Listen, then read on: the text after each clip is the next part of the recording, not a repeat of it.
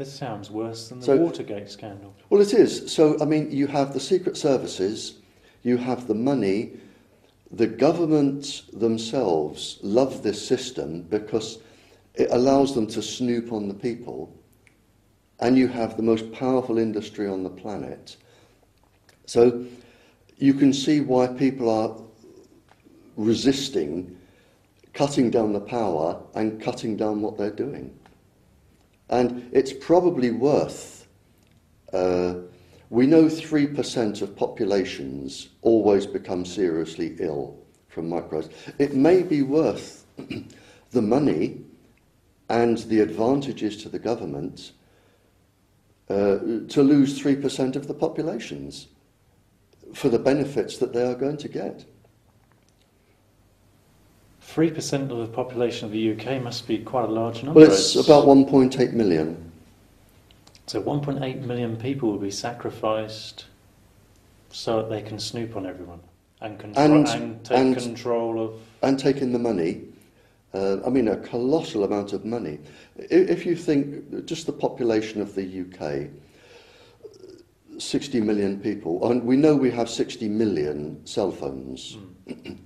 Imagine each cell phone, the bill is just £1 a day. Yeah. That's 60 million pounds somebody is making a day, and the bills will be much higher than that. I mean, Yes. the money and the power you get from this is phenomenal. And in fact, if we go back 15 years, hypothetically, if we could go back 15 years, if the government said, in any country, if the government said, we are going to make it law that every single person carries a little tiny box in their pocket, we are going to listen to every single conversation you have, every business meeting, every consultant meeting in a doctor's surgery, every single word you say, we are going to record. Whether your phone is on or off, we have the ability to record. We're also going to monitor everywhere you go. So we are going to know everything you say and everywhere you go. But there is an advantage. Apart from paying us, which you won't like, you do have the ability to push a few buttons and talk to somebody. We will, of course, listen to it.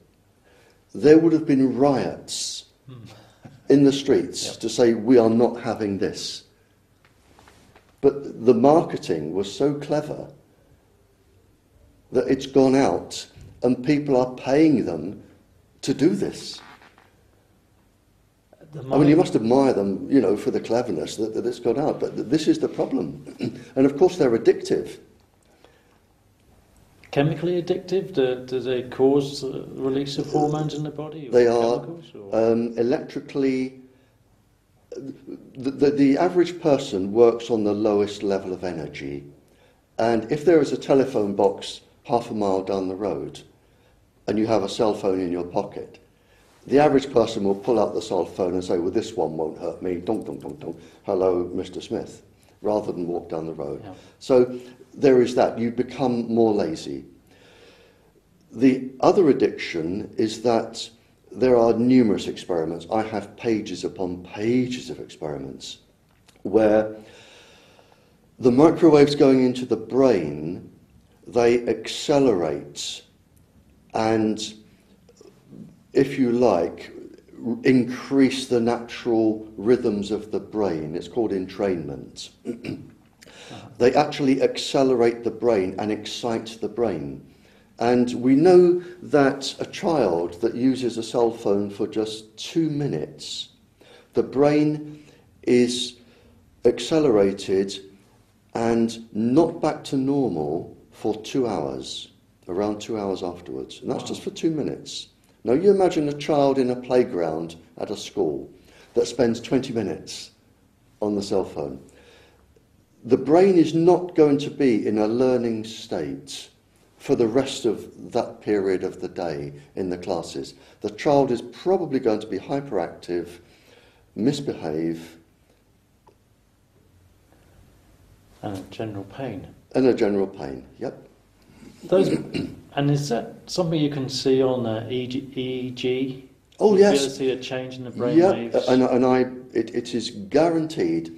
I have pages upon pages of this type of experiment. It's so easy to do that most people in this research area have done it many, many times. And anybody can do this. Just don't expose your brain to any microwave cell phones or anything for a couple of hours. Take an EEG, take one from your heart, an ECG at the same time. Make a call for 10 minutes, Yeah. and take another one. And then see how long it takes your brain to come back to normal. You'll be absolutely amazed. The delta, theta, alpha, beta brainwaves, you'll be amazed how long it takes them to come back to a normal state.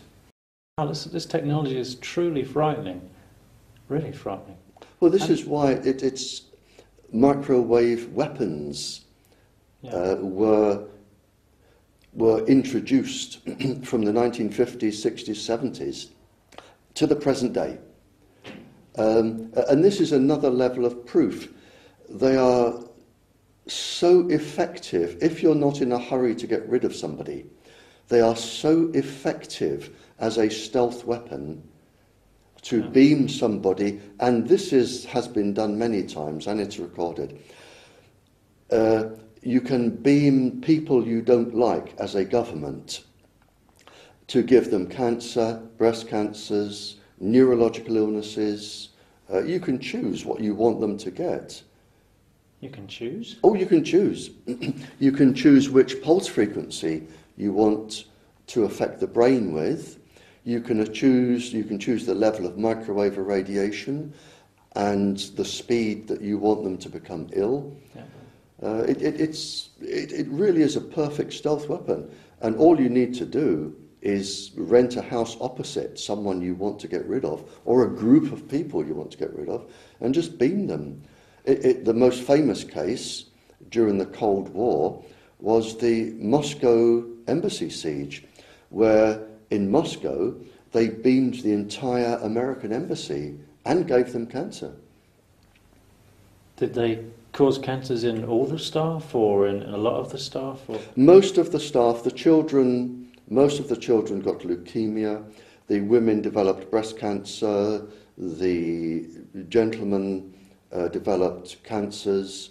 I think after about 18 months the entire staff was changed, and then the following 18 months the entire staff was changed again.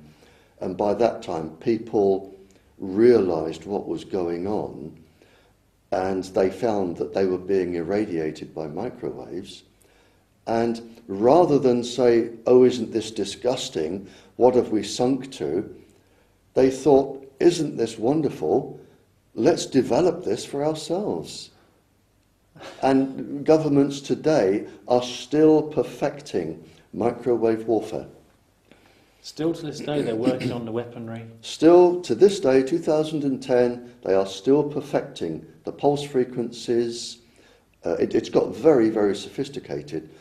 The pulse frequencies, the how long they can transmit, whether it can be one country to another, bouncing the microwaves off the ionosphere, so you don't even have to be in the same country. Bouncing the microwaves off the ionosphere, a lot of people won't have heard of this technology. You're talking about the HARP. If you have a super transmitter, the microwaves, if you beam them, it's only a simple basic trigonometry. Yeah. But let's say I want to bring economic ruin to a country that grows all of the world's wheat. Right. Okay? All I have to do is beam microwaves up to the ionosphere, which is like an invisible cloud around the planet, an ion cloud around the planet. The microwaves going up at a set angle will reflect off down onto this country. And if I continuously beam the wheat in this field, or the cattle, or the sheep, I can harm, I can reduce the immune system of the plants so that they won't be healthy and they will die, and I can stunt their growth, and I can bring economic ruin to that country. I can harm all of the animals, the cows, the sheep. It's so easy to do. You only have to push a button, and you can bring economic ruin to a country. Which countries have this technology already available? Is it all the countries in the world, or just a couple of them? It may not be a wise thing to say on a live broadcast, but you can take my word for it that I know at least 2 super transmitters in the world that have this capability, and there are probably more in areas that I do not have access to and I cannot go to. But I know there are at least 2. I need to just go back a little bit now. Of course, yeah. Back to your early days in the military. Mm-hmm. This technology was used by the British government. Oh, okay. Sorry, I can see where you're going. It was right, used okay. by the British yeah. government against terrorist groups. We have 8,300 papers. I have knowledge of 2,300 myself. And what the governments found was that you could induce, by changing the pulse frequency, like Morse code, of the microwaves going into the brain and interfering with the brain. By specializing on the pulse frequency, you could induce psychiatric illnesses to the point where a psychiatrist could not tell if it is a genuine psychiatric illness or an induced psychiatric illness. So what you can do, theoretically, is you can target an individual's brain. They may have auditory hallucinations where they hear things, which is actually quite common with microwaves, or show signs of schizophrenia. For instance, 6.6 pulses a second can induce severe sexual aggression in men. So you could induce somebody to commit a really horrific sexual rape. So technically what you could do is have somebody committed to a psychiatric hospital or a jail for a crime just by somebody saying that they had a psychiatric problem whereby they didn't.